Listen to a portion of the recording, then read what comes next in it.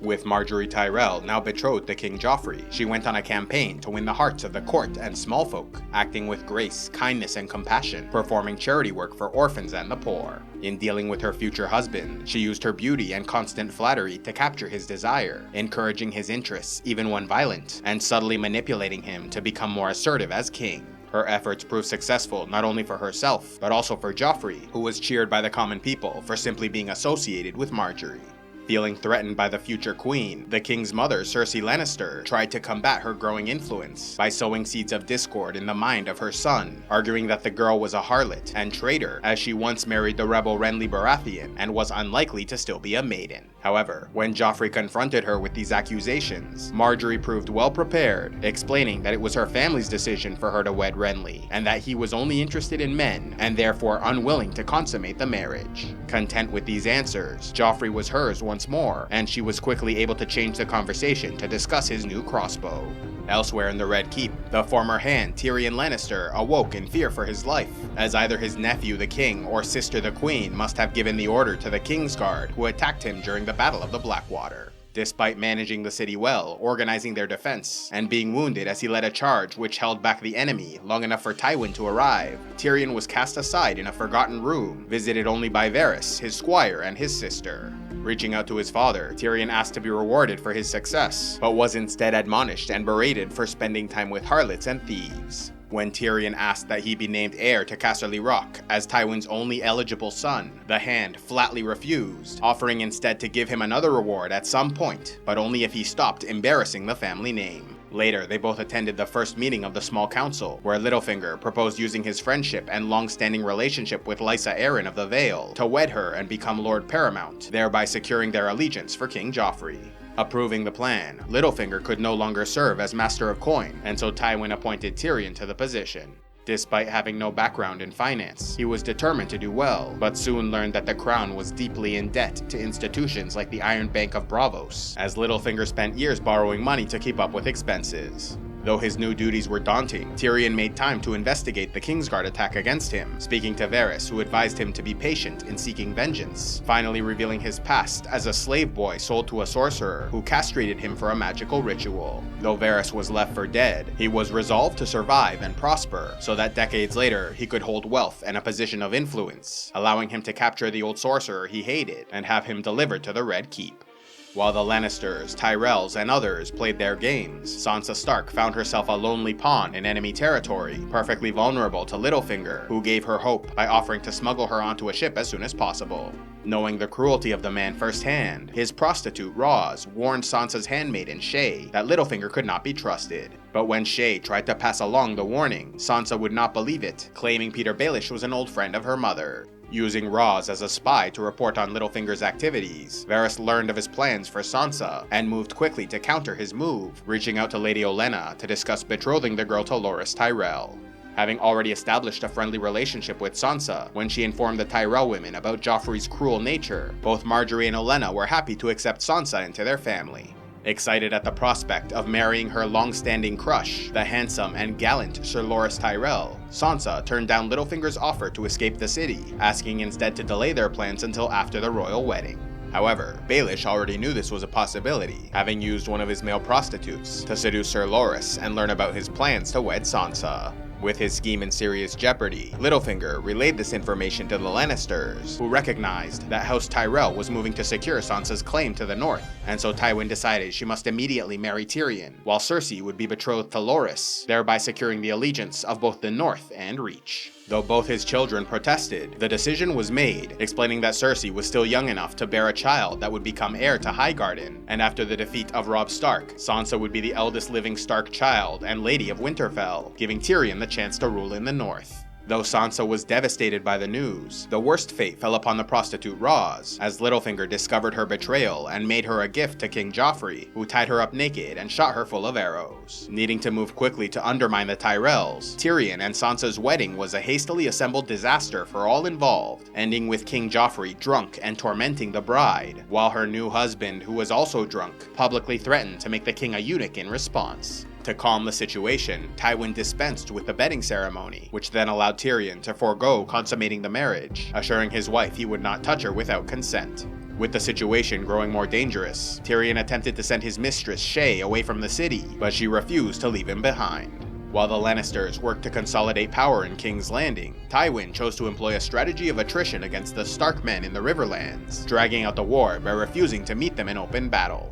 Though King Robb Stark was initially winning the war, having never lost a battle, he made a series of strategic errors, including sending Theon to treat with the Ironborn, only for him to instead join them in an invasion of the North. He also broke his word to House Frey by marrying the woman Talisa of Volantis, rather than Walder Frey's daughter, thereby losing 4,000 men. Taking advantage of these weaknesses, the Lannisters started to pull back their forces, realizing that they could simply wait out the Northmen, who grew frustrated by the lack of battle, yearning to return home to defend against the Ironborn and make preparations for the approaching winter. Robb recognized that he was slowly losing the war and was eager for a fight, marching his army to Harrenhal, only to find it abandoned and filled with the slain bodies of 200 Northmen and Rivermen who'd been captured as prisoners of war, with only a former maester named Qyburn found alive. The news only grew worse for the Stark King when he learned his grandfather Hoster Tully died, and that the Ironborn burned and abandoned Winterfell before Ramsay Snow could take it back, and that his brothers were missing. In truth, Ramsay had burned Winterfell and killed the Ironborn, but lied about it in his report. Leaving Ramsay's father, Roose Bolton, in charge of Harrenhal, Robb marched to Riverrun, where his uncle Edmure Tully, the new lord of the Riverlands, was gathering fresh troops to reinforce their army. When discussing the sad state of the war, Robb and his commander Brynden Blackfish Tully expressed their anger that Edmure spoiled one of their grand strategies, explaining that they planned to lure Tywin's army into the Westerlands, so they would be far away from the capital and unable to defend against the Baratheons. But when Edmure took it upon himself to lead a mighty charge across the Red Fork River, forcing them into retreat, it kept them in the eastern Riverlands, making it possible for them to reinforce King's Landing during the Battle of the Blackwater. Though King Robb was already facing difficult challenges, matters only grew worse when he learned that his bannerman, Rickard Karstark, furious over Catelyn's release of Jaime Lannister, killed the 2 Lannister children they held in captivity, claiming the right of vengeance for the death of his son at the hands of the Kingslayer. Robb was so outraged by his actions, he hanged all involved except Karstark, who was arrested. All of his advisors told Robb to keep Karstark as a hostage to ensure the loyalty of his men, but Robb refused and executed the traitor himself, causing nearly half the army to abandon him and return north. Needing to rethink his strategy, Robb decided the strongest move he had left was to attack Casterly Rock, the seat of Tywin Lannister. To do so, he needed more men, and so sought to win back the loyalty of House Frey by arranging for Lord Edmure Tully to marry Rosalind Frey the twins. Starting to see a possible path towards victory, Robb was further encouraged by the news his wife Talisa was pregnant. Further south, Jaime Lannister and Brienne of Tarth made their way to King's Landing, but were captured by a man named Locke and his men who served House Bolton. Though they had grown increasingly hostile to each other, Jaime saved Brienne from being raped by her captors, telling them she was the daughter of Selwyn of Tarth, Lord of the Sapphire Isle, and lied that he would pay her weight in sapphires if she was returned unharmed. Unfortunately, Jaime's constant attempts to offer them money greatly annoyed Locke, who decided to cut off his sword hand and allowed the wound to grow infected. Starving, dehydrated, and in constant pain, Jaime was ready to give up and die, but Brienne convinced him to keep fighting for survival. When Locke at last delivered Jaime to Roose Bolton at Harrenhal, the Lord sent Qyburn to treat his arm, before offering him freedom, saying that all he wanted in return was for Jaime to tell Tywin he had nothing to do with taking his sword hand. During his time in Harrenhal, Jaime grew increasingly close to Brienne of Tarth, opening up about what really happened during Robert's rebellion and how he killed King Aerys II only because he was planning to blow up the city with wildfire. When Jaime departed for King's Landing, he said goodbye to Brienne, who remained a prisoner, but on the road, learned Locke rejected an offer of 300 gold dragons and would rather use her for entertainment than take the ransom. Unwilling to allow it, Jaime forced them to return to Harrenhal, where he rescued Brienne from a bear pit, before they returned to the capital together. Near to King's Landing, Davos Seaworth, who was thrown into the water during the Battle of Blackwater Bay, was rescued by Salador San and returned to Dragonstone, where he lashed out and attacked the Red Priestess Melisandre before being arrested. Informing Stannis about a ritual involving king's blood, Melisandre then left Dragonstone to go on a secret mission, while Davos remained in prison, receiving occasional visits from the king's daughter Shireen, who liked the Onion Knight and offered to teach him to read. Meanwhile in the Riverlands, after escaping captivity in Harrenhal, Arya, Gendry, and Hot Pie encountered a band of outlaws that called themselves the Brotherhood Without Banners, made up of former Baratheon loyalists, led by Beric Dondarrion. Though Arya was posing as a boy named Aery, her true identity was exposed when she was recognized by Sandor Clegane, who was arrested by the Brotherhood. Gendry and Arya then left with the outlaws, while Hot Pie remained behind at the Inn of the Crossroads to work as a cook. Once in their hideout, Sandor was accused of many crimes, but most he did not personally commit, and so stood trial for the murder of the boy Micah, to which Arya was a witness. Choosing to decide the matter through trial by combat, Sandor fought and killed Beric Dondarrion, winning his freedom. However, the Red Priest Thoros of Myr performed a ritual to revive the Lightning Lord, saying that while they cannot explain why this was occurring, it was the 6th time he was resurrected. After the Hound's departure, it was decided Gendry would stay to work as a blacksmith, while Arya would be ransomed to her family. But plans quickly changed when the Red Priestess Melisandre arrived to purchase Gendry for gold, as he was the bastard son of Robert Baratheon, and therefore possessed the king's blood she required. Shocked to learn that Thoros now had the power of resurrection, she soon departed, leaving Arya enraged by the Brotherhood's betrayal, running away only to be captured by Sandor, who planned to sell her back to her family. Back on Dragonstone, Stannis started to have second thoughts about sacrificing the life of his own nephew, and went to Davos in his cell for counsel. The Onion Knight succeeded in convincing him to spare the boy, and was then released from prison. Disappointed, Melisandre was left to perform a lesser ritual, using 3 leeches to take blood from Gendry, and then burning them in a fire while saying the names of 3 rival kings, calling for the deaths of Robb Stark, Joffrey Baratheon, and Balon Greyjoy.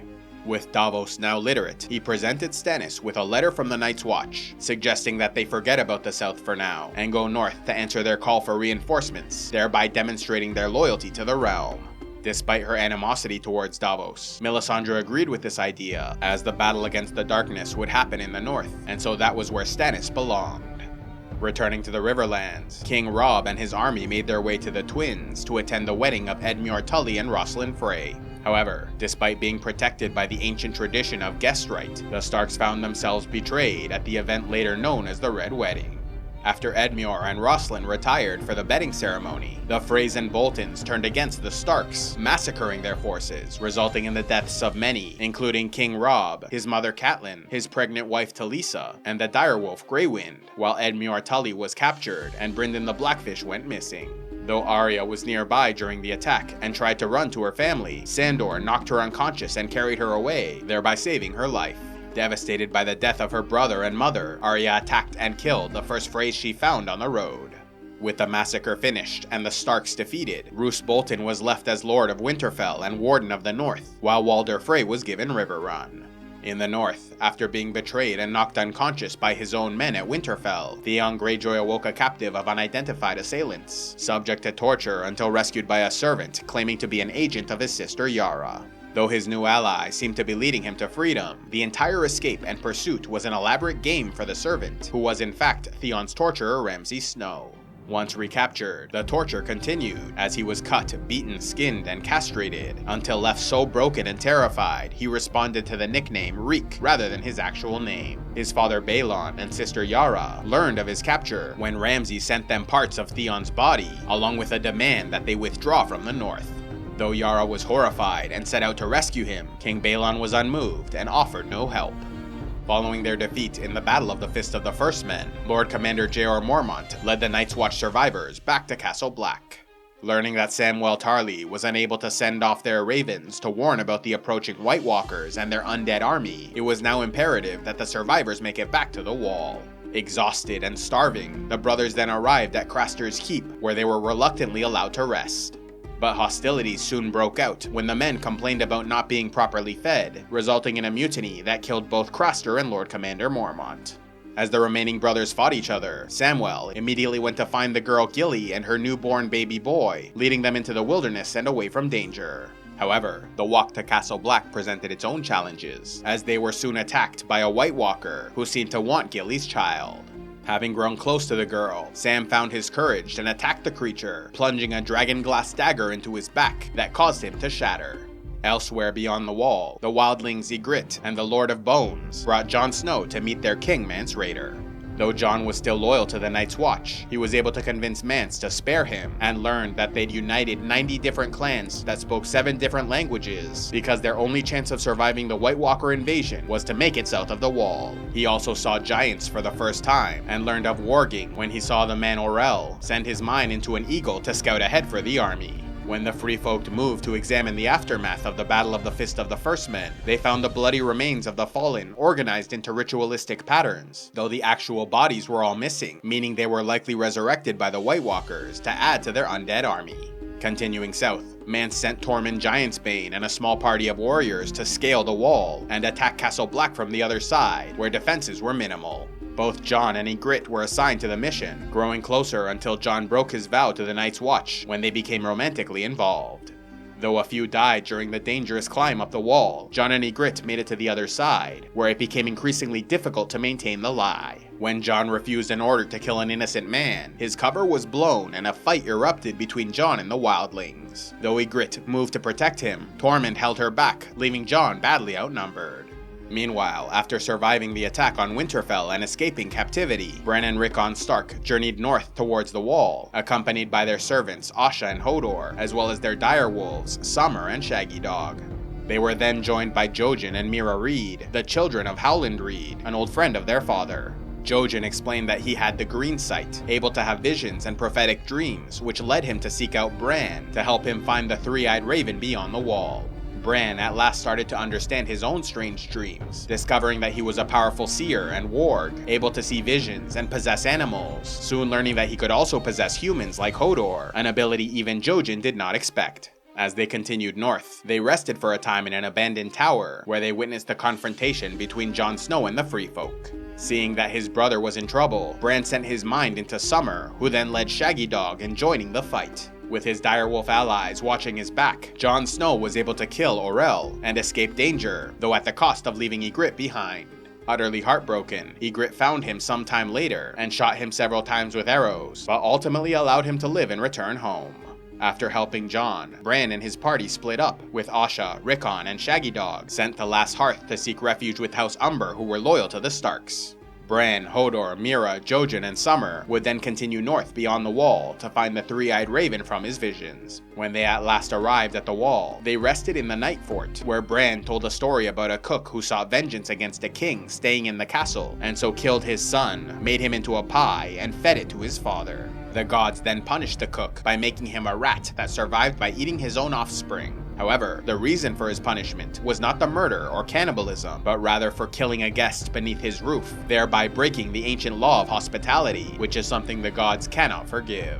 Encountering Sam and Gilly as they returned to Castle Black, Bran was able to convince his brother's friend to show him how to make it past the Wall, telling him he was on an important mission and asking him not to reveal this encounter to Jon. After hastily departing from Qarth, Daenerys Targaryen and her followers sailed to Astapor, where her advisor Jorah Mormont suggested purchasing an unsullied slave army to conquer Westeros. While considering the idea, Daenerys met a young girl who gave her a wooden ball and asked her to open it, only for a stranger to knock it from her hand, saving her life from the manticore within. The little girl, who quickly disappeared, was revealed to be an agent of the Warlocks of Qarth, and the hooded stranger was Sir Barristan Selmy, who traveled to Slaver's Bay to find the last Targaryen and pledge his service as a Queensguard. Accepting his sword, Barristan came out against purchasing Unsullied, but Dany recognized it was her best chance for getting an army, and so explored the option. In speaking with Krasniz Mo Naklaws through his translator Missandei, Dany learned that the Unsullied were castrated as children and underwent brutal training, which only 1 in 4 survived. Known as fearless, expert soldiers of absolute loyalty, they struck a deal to trade all 8,000 warriors along with all their trainees and recruits in exchange for her largest dragon, Drogon.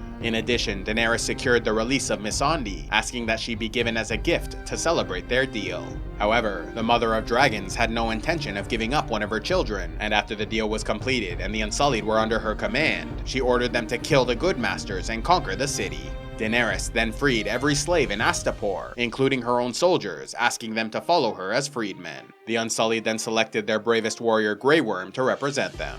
Leaving a council to rule the city, Daenerys Stormborn led her new army of Unsullied and freedmen to the nearby city of Yunkai, planning to continue her campaign to end slavery in the region. The wise masters who ruled Yunkai, having heard of the fall of Astapor, hired the Stormcrow's mercenary company to strengthen their defenses, and sent Razdal Mo-Eraz to meet with Dany, offering gold and ships if she would leave them in peace. She countered by agreeing to call off the attack if they would free and pay all their slaves. After the talks broke down, Dany tried to meet with the Stormcrows and win them to her side, and would have failed if not for one of their leaders, Daario Naharis, who killed the other two and took command of the company, pledging them to the Dragon Queen in the hopes of winning her romantic interest. They then hatched a plan for Jorah Mormont, Daario Naharis, and Grey Worm to infiltrate Yunkai through a back way and open the city gates for the rest of the army.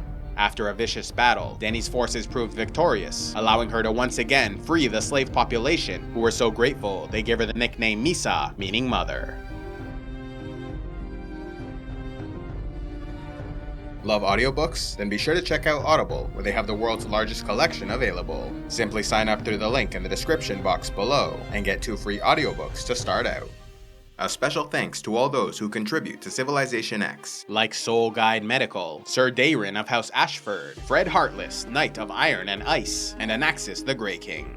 If you'd like to help CivilizationEx, click on the Patreon link, and please be sure to like, subscribe, turn on notifications, and click on the links to see more.